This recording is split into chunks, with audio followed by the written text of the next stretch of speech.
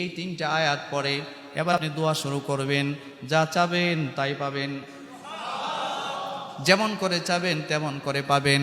রাসূল করিম সাল্লাল্লাহু আলাইহি ওয়াসাল্লাম হযরতে উবাই ইবনে কাব রাদিয়াল্লাহু তাআলা আনহু, যিনি সবচেয়ে সুন্দর করে কোরআনে কারীম তেলাওয়াত করতেন, নবীজিও তার তেলাওয়াত শুনতেন, জিবরাইলও তার তেলাওয়াত শুনতেন, আল্লাহ পাক আরশে আজিমে বসে তার তেলাওয়াত শুনতেন।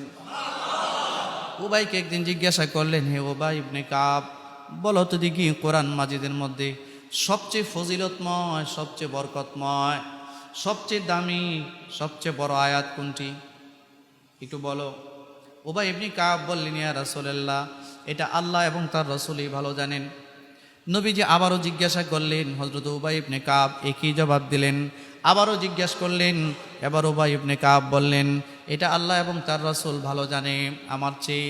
নবীজি আবারও জিজ্ঞাসা করলেন, উবাই ইবনে কাব বুঝতে পারলেন রাসূল কথাটা মনে হয় আমার মুখ থেকে শুনতে চান।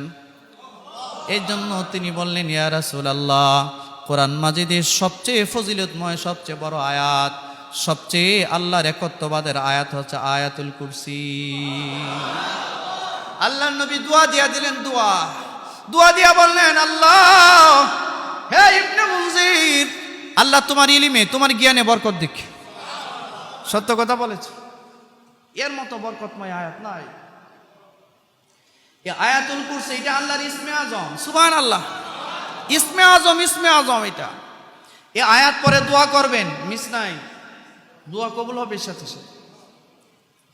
ইসমে আজমের কয়েকটা ধারা আছে, এর মধ্যে একটা হচ্ছে আয়াতুল কুরসি। এটা হচ্ছে আয়াতুল কুরসি আল হাইয়ুল কাইয়ুম, এটা ইসমে আজমের শব্দ। আর একটা হচ্ছে সূরা আলে ইমরানের প্রথম আয়াত, আলিফ লাম মিম আল্লাহু লা ইলাহা ইল্লা হুয়াল হাইয়ুল কাইয়ুম। 2 নাম্বার, এটা হচ্ছে 2 নাম্বার ইসমে আজমের একটা পার্ট। এটা 2 নাম্বার ইসমে আজমের একটা পার্ট। আর একটা আয়াত আছে সূরা তাহার মধ্যে, আল্লাহ পাক ওই আয়াতটা রেখেছেন। আল্লাহ রাব্বুল আলামিন বলেন, এই 3টা আয়াত পরে যখন কোনো আল্লাহর বান্দা দোয়া করে ইসমে আজম হয়ে যায়। যা পরে বলবে এটা ইসমে আজম। সুবহানাল্লাহ। সূরা তাহার আয়াত, ওয়া আনাতিল উজুহু লিল হাইয়িল কাইয়ুম, ওয়া আনাতিল উজুহ লিল হাইয়িল কাইয়ুম। এই আয়াত আর আয়াতুল কুরসি আর সূরা আলে ইমরানের প্রথম আয়াত, আলিফ লাম মিম আল্লাহু লা ইলাহা ইল্লা হুয়াল হাইয়ুল কাইয়ুম। এই 3টা আয়াত পরে এবার আপনি দোয়া শুরু করবেন, যা চাবেন তাই পাবেন, যেমন করে চাবেন তেমন করে পাবেন। মনে রাখবেন, এই চাওয়া পাওয়ার মাঝে যা দরকার তা আল্লাহ দুনিয়াতে দিবেন, আর বাকি যা আছে তা রিজার্ভে রাখবেন, যেটা পরকালে আল্লাহ আপনাকে দিবেন। এটা করবেন তো ইনশাআল্লাহ। হযরত আলী রাদিয়াল্লাহু তাআলা আনহু বলেন, বদরের যুদ্ধের দিন, বদরের যুদ্ধ চলতেছে, প্রচন্ড যুদ্ধ, প্রচন্ড রৌদ্রের মধ্যে বদরের যুদ্ধ চলছে। মুসলমান মুজাহিদের সংখ্যা মাত্র 313 জন, বেঈমানের সংখ্যা 1000-এর উপর, সশস্ত্র সন্ত্রাসী সংগঠন। এদের বিরুদ্ধে ইমানদার মুজাহিদদের যুদ্ধ চলতেছে, জিহাদ চলতেছে। আমি এক ফাঁকে ভাবলাম, আমার রাসূল কোথায় আছে, আমি একটু দেখে আসি। খুব খেয়াল করুন, আমল নিয়ে যান, আমল। হযরতে আলী রাদিয়াল্লাহু তাআলা আনহু বলেন যে, আমি যুদ্ধের ময়দান থেকে তলোয়ার নিয়ে ফিরে আসলাম তাঁবুর ভিতরে।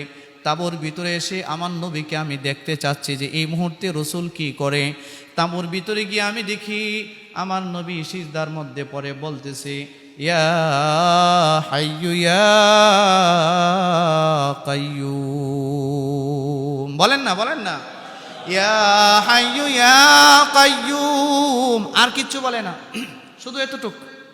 খুব খেয়াল করুন, এটা ইসমে আজম। রাসূল শুধু বলতেছেন ইয়া হাইয়ু ইয়া কাইয়ুম। হযরত আলী রাদিয়াল্লাহু তাআলা আনহু বলেন, আমি অল্প কিছুক্ষণ দাঁড়িয়ে শুনলাম, বারে বারে বিশ্ব নবী শুধু এই কথাই বলছেন, ইয়া হাইয়ু ইয়া কাইয়ুম। বলেন, সবাই বলেন, ইয়া হাইয়ু ইয়া কাইয়ুম, ইয়া হাইয়ু ইয়া কাইয়ুম। বারে বারে রাসূল শুধু এই কথাই বলছেন। আমি কিছুক্ষণ দাঁড়িয়ে থেকে সেখান থেকে আবারও যুদ্ধের ময়দানে চলে গেলাম। বদরের ময়দানে আবারও বেশ কিছুক্ষণ সময় যুদ্ধ করলাম। আমি ভাবলাম এখন গিয়ে দেখি আমার রাসূল কি করেন। আমি দ্বিতীয়বার আবারও আসলাম। নবীজির তাঁবুর সামনে গিয়ে দেখি নবীজি এখনও সিজদায় আছেন, আর একই কথা রাসূল বলতেছেন, ইয়া হাইয়ু ইয়া কাইয়ুম, ইয়া হাইয়ু ইয়া কাইয়ুম। হযরত আলী বলেন, দ্বিতীয়বার এসে দেখি আমার রাসূল একই কথা বলতেছেন। আমি তৃতীয়বার আবারও যুদ্ধের ময়দানে গেলাম। যুদ্ধ প্রায় শেষের পথে, মুসলমানদের বিজয় আল্লাহ দিলেন, যুদ্ধ শেষ। আমি আবার তৃতীয়বারের বেলা আবারও রাসূলের তাঁবুর সামনে গেলাম। গিয়ে শুনি নবীজি এখনো সিজদার মধ্যে পড়ে একই কথা বলছেন, ইয়া হাইয়ু ইয়া কাইয়ুম। কি বলছেন, কি বলছেন? সবাই বলেন, জোরে বলেন, ইয়া হাইয়ু ইয়া কাইয়ুম, ইয়া হাইয়ু ইয়া কাইয়ুম। আর কিছুই রাসূল বলে না। এমন কথা বলছেন না যে আল্লাহ আমার উম্মত, আমার মুজাহিদ বাহিনীর আপনি বিজয় দেন। আল্লাহ রাসূল আল্লাহর ইসমে আজম বলতেছেন যে ইসমে আজমের দ্বারায় প্রচণ্ড মুসিবতে পড়েও বিজয় লাভ করা যায়। হযরতে আলী রাদিয়াল্লাহু তাআলা আনহু বলেন, যুদ্ধ শেষ, বদরের যুদ্ধ শেষ। তারপরে গিয়া দেখি আল্লাহর হাবিব সরকারে দো আলম পয়গম্বর আরবি সাল্লাল্লাহু আলাইহি ওয়াসাল্লাম সিজদার মধ্যে পড়ে বলতেই আছে, ইয়া হাইয়ু ইয়া কাইয়ুম। আপনারা বলেন তো যুদ্ধটা কতটুকু দীর্ঘস্থায়ী ছিল? আর নবীজি একই সিজদা একই কথা বলতেছিলেন।